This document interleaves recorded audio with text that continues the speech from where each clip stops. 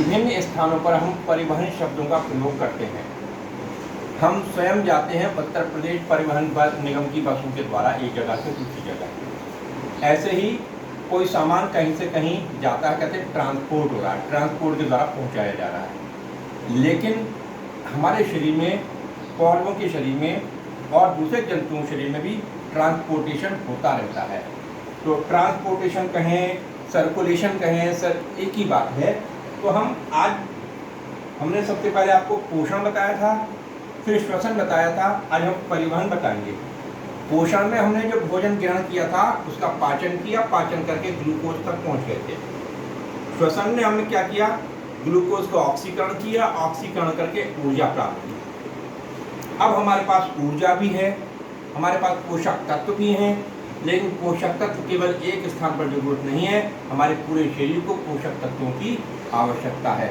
हमारे नेत्रों को भी पोषण चाहिए, हमारे बालों को भी पोषण चाहिए, हमारी स्किन को भी पोषण चाहिए, हमारी हड्डियों को भी पोषण चाहिए। ऐसे पेड़ पौधों में जड़ को भी पोषण चाहिए, पत्तियों को भी पोषण चाहिए, तने को भी पोषण चाहिए।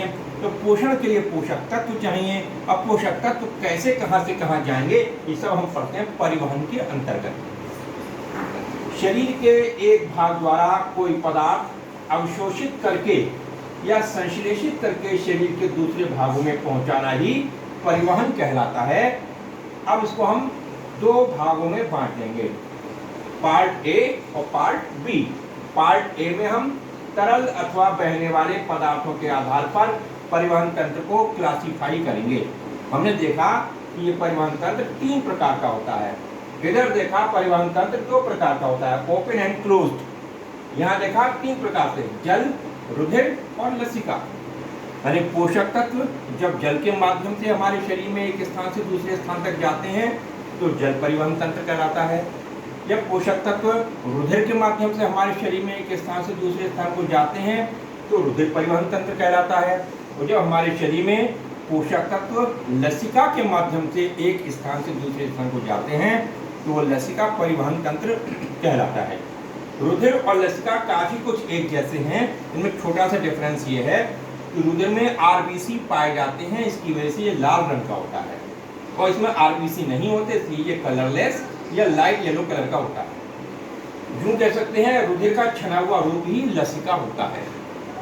तो परिभाषा मैंने जो लिखवाई वो ये है, जल परिवहन तंत्र में कुछ जलीय जंतुओं जैसे स्पंज, सीलेंट्रेट व सितारा मछलियों में जल शरीर के अंदर आवश्यक पदार्थों का संवहन करता है। संवहन का है, परिवहन का है, एक ही बात है। रुधिर परिवहन तंत्र, इस परिवहन तंत्र में रुधिर संवहन माध्यम होता है। ये सभी कशेरुकी जंतुओं, केंचुओं व कीटों में पाया जाता है। कशेरुकी जंतुओं का मतलब यह है ऐसे जंतु जिनमें रीढ़ की हड्डी यानी मेरुदंड या कशेरुदंड पाया जाता है, जैसे मनुष्य, गाय, भैंस, बैल, ऊंट। लसिका परिवहन तंत्र, लिम्फ, इसको अंग्रेजी में लिम्फ, इसको बोलते हैं ब्लड, इसको बोलते हैं वाटर। तो लसिका वास्तव में छना हुआ रुधिर होता है। कशेरुकी जंतुओं में रुधिर ऊतक कोशिकाओं के सीधे संपर्क में नहीं होता, अपितु वो केशिकाओं से छनकर लसिका द्रव के रूप में ऊतक कोशिकाओं के संपर्क में आता है। इस द्रव का ऊतक के साथ सीधा संपर्क होता है। लसिका, लसिका कोशिकाएं, लसिका वाहिनियां, लसिका ग्रंथियां, लसिका अंग मिलकर ये सब तंत्र, लसिका तंत्र बनाते हैं। तो लसिका के माध्यम से जब पोषक तत्व एक स्थान से दूसरे स्थान को जाते हैं तो कहते हैं लसिका परिवहन तंत्र। जब रुधिर के माध्यम से जाते हैं तो रुधिर परिवहन तंत्र, और जल के माध्यम से जाते हैं तो जल परिवहन तंत्र। तो ये तो टाइप ए हो गया। अब टाइप खुला व बंद परिवहन तंत्र। आप समझिए सामान्य सा उदाहरण, पानी तालाब में भरा हुआ है और इस पानी से हम खेतों में सिंचाई कर रहे हैं। पानी ट्यूबवेल से आ रहा है पाइप के द्वारा और नालियों के द्वारा या पाइप के द्वारा सिंचाई कर रहे हैं।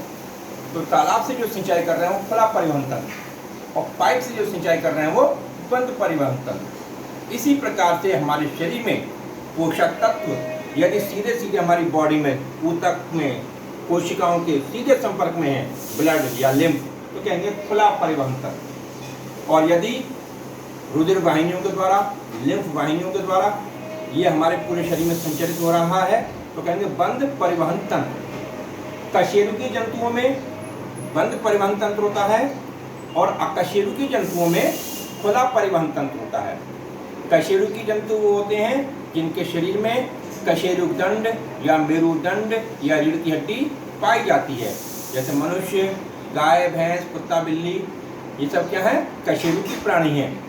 और अकशेरुकी प्राणी में कशेरुकदंड नहीं पाया जाता। तो जितने भी अकशेरुकी जंतु हैं उनमें खुला परिवहन तंत्र पाया जाता है और कशेरुकी जंतुओं में बंद परिवहन तंत्र पाया जाता है।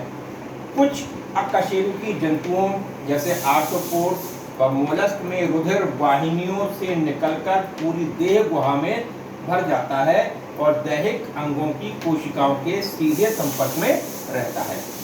इस प्रकार के परिवहन तंत्र को खुला परिवहन तंत्र कहते हैं।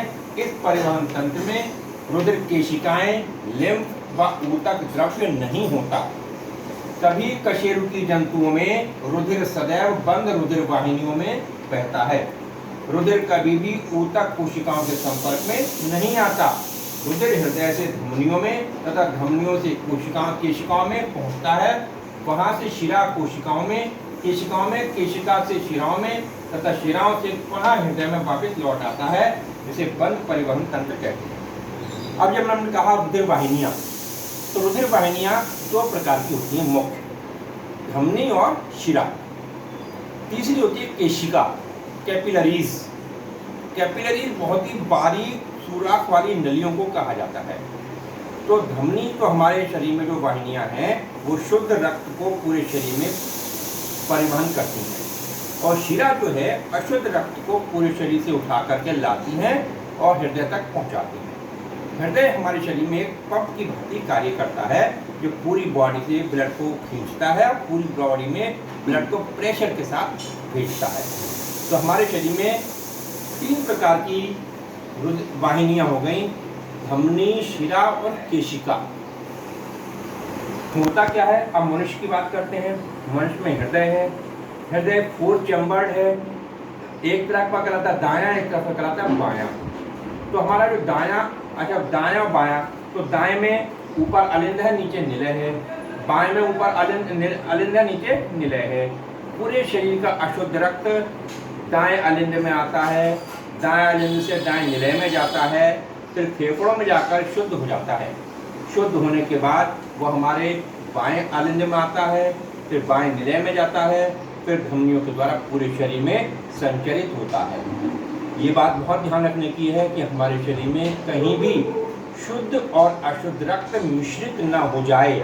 इसके लिए हमारे शरीर में दोहरा परिसंचरण तंत्र होता है।